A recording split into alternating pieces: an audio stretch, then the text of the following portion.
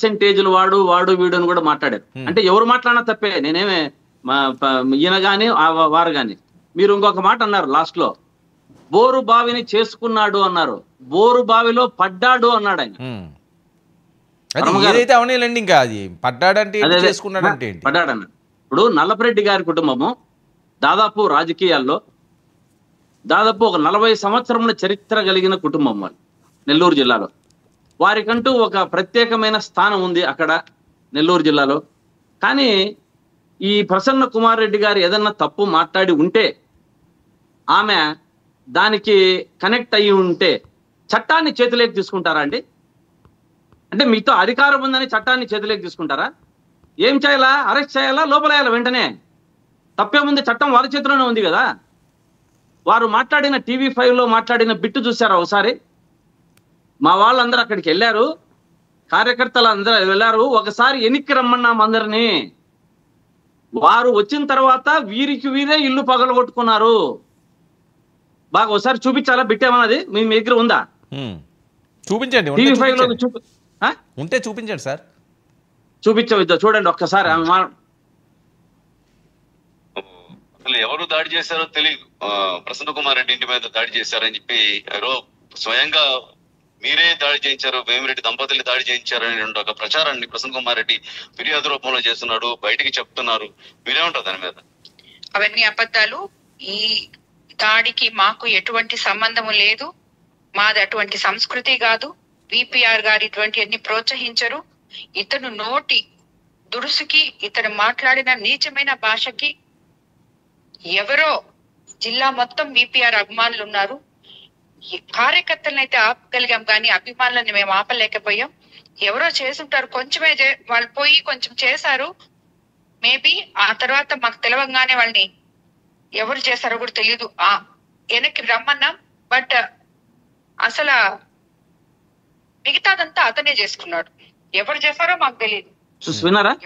ఎవరు చేశారో తెలియదంట, చేసే వాళ్ళని వెనక్కి రమ్మన్నారంట, చేసే వాళ్ళని వెనక్కి పిలిచారంట, కానీ ఎవరు చేశారో తెలియదంట. అంటే చాలా హాస్యాస్పదంగా ఉంది కదా మాట్లాడడం అనేది. కాదండి, కాదు. ఇప్పుడు ఈ పీజీలు మాటలు ఏంటి? ఎక్కడెక్కడ పీజీలు చేశారు, అది దాని అర్థాలు ఏంటండి? పిహెచ్డీలు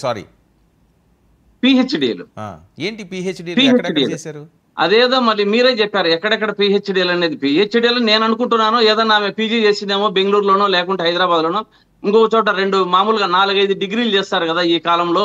ఒకరి పిహెచ్డీ ఇంకొక దాంట్లో చేసింటారేమో అనుకున్నా. మీరు దానికి ఏదో అర్థం చెప్పారు ఇంతకుముందు. ఉద్దేశం అదేనా?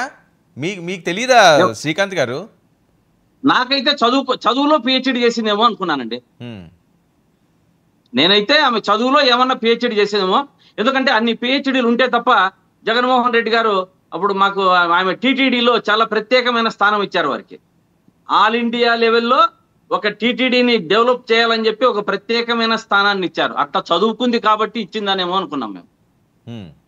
మాకంత తప్ప ఏ పిహెచ్డీలు తెలవని నేను అనుకుంటున్నా. Right, okay okay. Surendra Naidu గారు ఏంటండి ఏ రకంగా చూడండి? రాష్ట్రంలో ఎన్నడూ ఎప్పుడూ లేని సంస్కృతిని బయటకు తీసుకొస్తున్నారు. అంటే రాజకీయాల్లో ఏదో ఉండొచ్చు, వాదనలు ప్రతివాదనలు, ప్రెస్ మీట్లు ఇచ్చుకోవచ్చు, కౌంటర్ ఇచ్చుకోవచ్చు, తప్పు లేదు దీంట్లో. ఎటువంటి పరిస్థితుల్లోనూ ఇవాళ కూడా ఈ రోజు మనం ఏదైనా కౌంటర్ ఉంటే ఇంకొకరు ఇవ్వాలి, వాళ్ళు ఇచ్చేదానికి సమాధానం చెప్పాలి. చట్టాన్ని చేతుల్లోకి తీసుకోకూడదు. అదే పనిగా ఈ రోజు చూస్తున్నాము, రాష్ట్రంలో ఎక్కడా లేని విధంగా ఈ రోజు ఒక ఎమ్మెల్యే ఇంటిపై దాడి అతి దారుణంగా జరిగింది. అంటే ఆయన ఉంటే కూడా చనిపోయేవాడు, నాకు తెలిసి ప్రాణాలు తీసేవాళ్లే. అంటే అటువంటి చట్టం చేతిలో ఉంది కదా, ప్రభుత్వం చేతిలో ఉంది కదా అని తీసుకోవడము చాలా సబబు కాదు అని అడుగుతున్నాను. బీహార్ లో ఉన్నామా? కాదండి, ఈ రోజు బీహారే బాగుపడిపోయింది. శ్రీకాంత్ గారు ఈ రోజు తీసుకురావడం ఏంటండి? తెలుగుదేశం పార్టీ ప్రధాన కార్యాలయం మీద దాడి జరిగింది. అప్పుడు చంద్రబాబు నాయుడు గారు నేను చెప్పేది ఎమ్మెల్యేలు ఇళ్ల పైన, మంత్రుల పైన ఎక్కడైనా జరుగుతున్నాయా? అదే ప్రధాన పార్టీ కార్యాలయం అంటే ఏంటండి? ఎమ్మెల్యేలకి మంత్రులకి వాళ్ళందరికీ కూడా ఒక గుడి లాంటిది. కొత్త సంస్కృతిని సాంప్రదాయాన్ని తీసుకొచ్చారు కదా అని అడుగుతున్నా. తప్పు చేసి ఉంటే కేసులు పెట్టండి, లోపలికి. ఇంతకుముందు చెప్పారు పవన్ కళ్యాణ్ గారు చాలా స్ట్రిక్ట్ వార్నింగ్ ఇచ్చారు అని. కుప్పంలో ఒక మహిళను చెట్టుకు వేసి కొట్టినప్పుడు ఎక్కడికి వెళ్ళారు పవన్ కళ్యాణ్ గారు? ఆ రోజు కనపడలేదే. అంటే వైఎస్ఆర్సీపీ వాళ్ళు ఇంటే దాడులు జరిగితే వీళ్ళు ఏదన్నా మాట్లాడితే కనపడతారు, వాళ్ళు టీడీపీ వాళ్ళు మాత్రము వాళ్ళని చేస్తే కనపడరా? ఇదేమీ న్యాయం అండి? నాకు అర్థం కాలే. పవన్ కళ్యాణ్ గారు స్పందిస్తే ప్రతి ఒక్క దానికి స్పందించాలా. ఏ మహిళకి ఈ మధ్య కాలంలో 5-6 మంది మహిళలకు జరిగింది అన్యాయము, చనిపోయారు, ఎక్కడా ఎప్పుడూ లేదు. కానీ ఈ రోజు ప్రశాంత్ గారి మీద ఈయన మాట్లాడిన దానికి ఆయన వెంటనే స్పందించేస్తున్నాడు. ఇది ఏమి న్యాయమో అని అడుగుతున్నా. పవన్ కళ్యాణ్ డిప్యూటీ స్పీకర్ గారు ఈయన కూడా అడిగాడు బాగా గట్టిగా, నల్లపరెడ్డి సినిమా ఆయన మన ఎమ్మెల్యే, మన ఎక్స్-ఎమ్మెల్యే గారు, ఎక్కడ పోయారు పవన్ కళ్యాణ్ గారు? మీరు ఇన్ని రోజులు అన్యాయం జరుగుతుంటే, ఇట్లా ఇంటి మీద దాడి జరుగుతుంటే మీరు ఎందుకు చూస్తూ ఊరికే ఉన్నారా అని అడిగాడు ఆయన కూడా. దానికి సమాధానం ఏం చెప్తారు మళ్ళీ పెద్దలు ఉన్నవాళ్ళు? ఆ పవన్ కళ్యాణ్ గారు చెప్పాలి. మిగతా వాళ్ళు మాట్లాడిన తర్వాత మీరు మాట్లాడదు కానీ వాళ్ళ ఒపీనియన్ కూడా తీసుకుందాం. సురేంద్ర నాయుడు గారు, ఏంటి నెల్లూరులో ఏంటండి అనవసరమైన సంస్కృతిని తీసుకొస్తున్నారట? ఎమ్మెల్యేలు ఇళ్లపై దాడులు చేస్తున్నారట. సార్ వర్మ గారు, ముందుగా మీకు ప్యానల్లో ఉన్నటువంటి పెద్దలకు, అదే విధంగా డబుల్ 9 వీక్షిస్తున్నటువంటి ప్రేక్షకులందరూ కూడా నమస్కారాలు తెలియజేసుకుంటూ, సార్ ప్రజలు నవ్వుకుంటున్నారు సార్, సిగ్గుతో తలదించుకుంటున్నారు సార్. వైసీపీ ఈ మాట మాట్లాడుతూ ఉంటే సంస్కృతి తీసుకొచ్చింది ఎవరు సార్? ప్రధాన పార్టీ మాకు దేవాలయం లాంటి మా పార్టీ కార్యాలయం మీద బీపీ వచ్చింది, కార్యకర్తలకు, మా పార్టీ కార్యకర్తలకు బీపీ వచ్చిందని దాడి చేసింది ఎవరు సార్? అది పక్కన పెడితే 40 సంవత్సరాల రాజకీయ అనుభవం, 14 సంవత్సరాల ముఖ్యమంత్రి, 15 సంవత్సరాల ప్రతిపక్ష నాయకుడు, మా చంద్రబాబు నాయుడు గారి ఇంటి మీదకి దాడికి వెళ్ళింది ఎవరు సార్? ఇవన్నీ మర్చిపోయి మేము తీసుకొస్తున్నాం సంస్కృతి. ఈరోజు ఎవరు నెల్లూరులో ఈ సంస్కృతి తీసుకొచ్చారు? నల్లపరెడ్డి ప్రసన్న కుమార్ రెడ్డి, నల్లపరెడ్డి శ్రీనివాసులు రెడ్డి కొడుకు, 40 సంవత్సరాల రాజకీయం, చాలా గొప్ప కుటుంబం అని చెప్తున్నాను. నేను కూడా ఐఎమ్ అగ్రి. నల్లపరెడ్డి శ్రీనివాసులు రెడ్డి గారు ఎంత గొప్ప నాయకుడో నాకు తెలుసు, నాకు కూడా. కానీ ఆ నల్లపరెడ్డి శ్రీనివాసులు రెడ్డి గారి కడుపులో చెడబుట్టాడు ఇతను చెడబుట్టాడు, ఆయన కడుపులో ఇతను చెడబుట్టాడు. ఈరోజు ఇదే దంపతులు ఇద్దరు వైసీపీలో ఉన్నప్పుడు వాళ్ళిద్దరి కోసం యాగం చేశాడు సార్. వర్మ గారు, మీకు తెలుసో తెలీదో, వాళ్ళిద్దరి కోసం ఇదే నల్లపరెడ్డి ప్రసన్న కుమార్ రెడ్డి యాగం చేసి, మీరు దేవతలు, మేడ్ ఫర్ ఈచ్ అదర్, మీరు చల్లగా ఉండాలి, మీరు దాన కరుణులు అని చెప్పి పొగిడిన వ్యక్తి ఇదే వ్యక్తి. ఈ వ్యక్తి ఈరోజు వైసీపీ నుండి తెలుగుదేశంలోకి వచ్చేపాటికి వాళ్ళ వ్యక్తిగత విషయాలు మాట్లాడుతున్నాడు.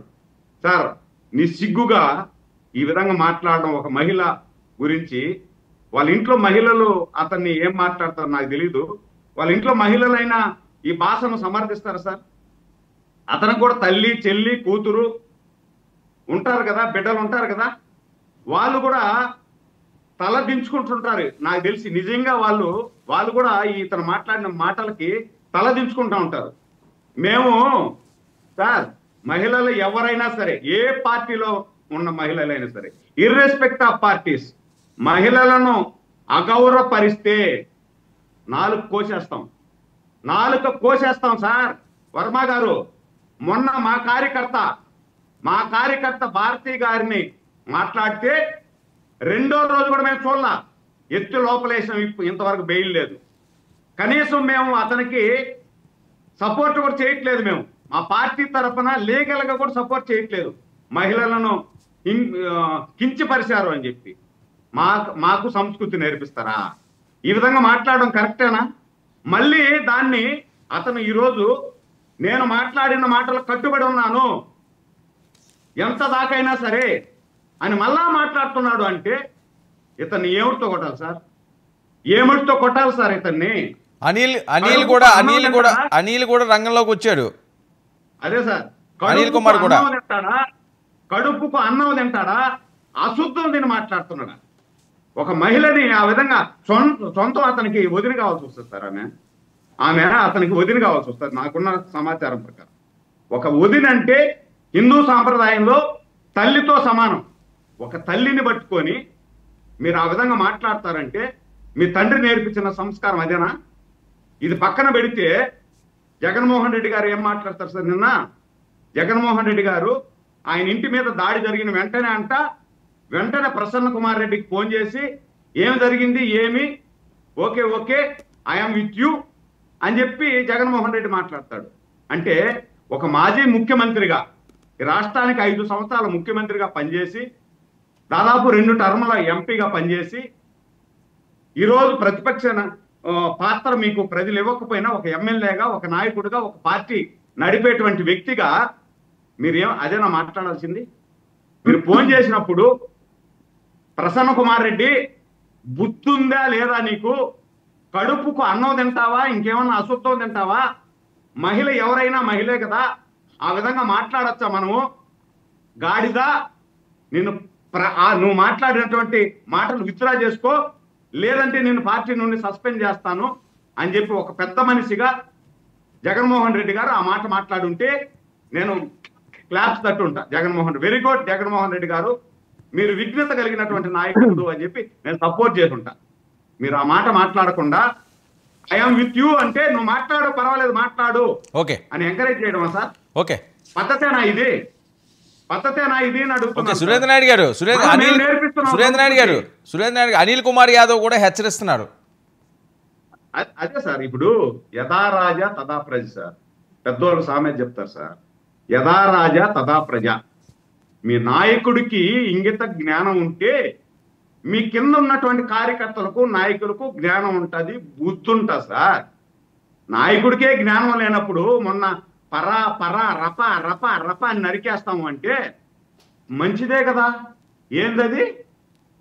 గంగమ్మ జాతర దగ్గర ఏటను నరికినట్టు రప తెలుగు దోషం నరికేస్తానన్నాడు, మంచిదే కదా అని అన్నాడు. అంటే ఇంక మనం వాళ్ళ దగ్గర నుండి ఇంక మనం ఏమి ఎక్స్పెక్ట్ చేస్తాం సార్? అనిల్ కుమార్ యాదవ్ చూసాం మనం గత 5 సంవత్సరాలలో ఏ విధంగా మాట్లాడినారు సార్. ఓపికని పరీక్షిస్తున్నారు సార్, కూటమి ప్రభుత్వం ఓపికని పరీక్షిస్తున్నారు. వీళ్ళు చాలా దారుణమైనటువంటి పరిస్థితులు వీరు ఎదుర్కోవాల్సి వస్తుంది, తప్పదు. ఖచ్చితంగా చెప్తున్నాను. అనిల్ కుమార్ యాదవ్ కావచ్చు, ప్రసన్న కుమార్ రెడ్డి కావచ్చు. సో ఏంటి అరెస్ట్ కాదండి, వీళ్ళని అరెస్ట్ చేస్తారు, హోంమంత్రి గారు ఆల్రెడీ డైరెక్షన్స్ ఇచ్చారంటున్నారు, పవన్ కళ్యాణ్ గారు కూడా ఆ రకంగా చెప్పారంటున్నారు, నిజమా? అనిల్ని, నల్లపురెడ్డిని, వీళ్ళిద్దరిని కూడా అరెస్ట్ చేస్తారు, వాళ్ళు కొద్ది శృతి మించి మాట్లాడారు అని. అరెస్టులు చేస్తే పరిస్థితి సామాన్యంగా ఉండే అవకాశం ఉంటుందా సార్? పోక్స్కో కేసు పెట్టాలి సార్ ఇతని మీద. అరెస్టే కాదు, పోక్స్కో కేసు పెట్టాలా. మహిళల్ని ఇంత దారుణంగా విమర్శించినటువంటి ఇలాంటి వెధవల్ని సభ్య సమాజం నుండి తెలియాలి సార్. ప్రజలు కూడా చెప్తున్నారు సార్, నేను చెప్పడం కాదు, ప్రజలు అంటున్నారు. వీళ్ళని చెప్పులతో కొట్టాలని ప్రజలు అంటున్నారు. ఇలాంటి మాటలు మాట్లాడేటువంటి వారిని ప్రజాస్వామ్యం నుండి బహిష్కరించాలి, చెప్పుతో కొట్టాలని ప్రజలు అంటున్నారు సార్, నేను అనేది కాదు సార్. ఓకే శాంతి ప్రసాద్ గారు చెప్పండి వర్మ గారు. సో నేను బయట కూడా మీకు వినిపించాను, అలాగే ప్రశాంత్ రెడ్డి గారిది, శ్రీకాంత్ గారు కూడా ఆయన బయట వినిపించారు. సో నెల్లూరులో జరుగుతున్న రాజకీయ పరిణామాలు, దీని మీద పవన్ కళ్యాణ్ గారు సీరియస్ అయ్యారు, అనిత్ గారు సీరియస్ అయ్యారు, లోకేష్ గారు సీరియస్ అయ్యారు. మహిళల్ని ఈ రకంగా మాట్లాడతారని ఎటు తీసుకువెళ్తున్నారు, ఏం జరుగుతుంది, వీటి మీద ఎలాంటి సెక్షన్స్ ఉంటాయి? సెక్షన్స్ ఏ ఉంటాయి అయిన తర్వాత మాట్లాడడం ముందు ప్యానల్ వాళ్ళ సోదరులకు చూస్తున్న మీకు నమస్కారం. బ్రహ్మానందం డైలాగ్ ఒకటి ఉంటుంది, నీచులు మాస్టర్ నీచులు నీచంగానే మాట్లాడతారు, మీరు ఎందుకు బాధపడతారు అని ఒక డైలాగ్ ఉంటుంది. ఈ వెధవల గురించి ఈ వెధవలు మాట్లాడడం పర్సనల్గా కాదు, నేను ఒక మాట చెప్తాను. నేను ఎవరి పేరుతో మాట్లాడలేదు, నేను ఎవరినైతే మాట్లాడలేదు, గాలి పోగేసి మాట్లాడతలేదు. వీళ్ళు అధినేతే సంస్కార రాహిత్యం కదా. సొంత తల్లిని చెల్లిని సోషల్ మీడియాలో ఆ రకంగా తన యొక్క సోషల్ మీడియాలో పార్టీ సోషల్ మీడియాలో తిడుతుంటే ఆయన ఏనాడు కూడా దాన్ని ఖండించలేదు. ఇప్పుడు ఆవు చేలో మేస్తే దూడ చెక్కడ మేస్తే simple, as simple as that. కాబట్టి వీళ్ళ గురించి చర్చించుకోవటం టైం వేస్ట్ చేయడం. తీసుకెళ్ళి చేతనైతే సెక్షన్లో సరిపడా ఉంటే తీసుకెళ్ళి బొక్కలో పాడేయడం, కేసులు పెడతాం. మన పని మనం చేసుకుంటూ వెళ్ళిపోవటమే. మన అభివృద్ధి కార్యక్రమాల్లో మనకు ప్రజలు మనల్ని ఏమడిగారో, ఈ దేనికోసం మనల్ని ఆశించి మనకు అంత శక్తినిచ్చారో ఆ శక్తిని మనం ఎట్లా ఉపయోగించుకోవాలి 5 సంవత్సరాల దాని మీద మా దృష్టి ఉండాలి తప్పితే ఒకసారి వాళ్ళ మీద దృష్టి ఈ సందర్భారండి పనికిరాని వాళ్ళని చెప్పేసి ప్రజలు తీర్మానం చేసిన తర్వాత ఇంకా వాళ్ళ గురించి మనం డిస్కస్ చేయటం ఏంటి? మహిళలంటే గౌరవం ఉంటుందా వీళ్ళకి?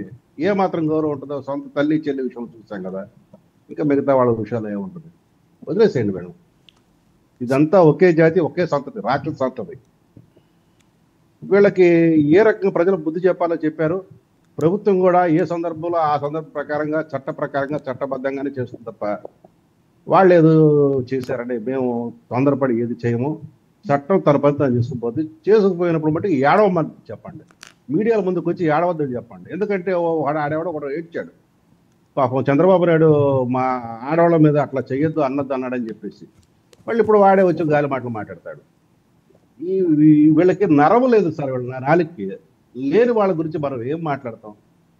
గౌరవం అనేది ఏంటో తెలియదు, మర్యాద అంటే ఏంటో తెలియదు, సంస్కారం అసలు వీళ్ళకి లేనే లేదు. దయచేసి వదిలేసేయండి వీళ్ళని. పవన్ కళ్యాణ్ గారి గురించి కూడా శ్రీకాంత్ గారు కొన్ని అంశాలు లేవనెత్తారు. ఆయన నల్లపరెడ్డి గారు వీళ్ళు వాళ్ళు కూడా ప్రస్తావించారు హోమ్ మినిస్టర్ మీద. హోమ్ మినిస్టర్ గారు అవనియండి, డిప్యూటీ సీఎం గారు అవనియండి.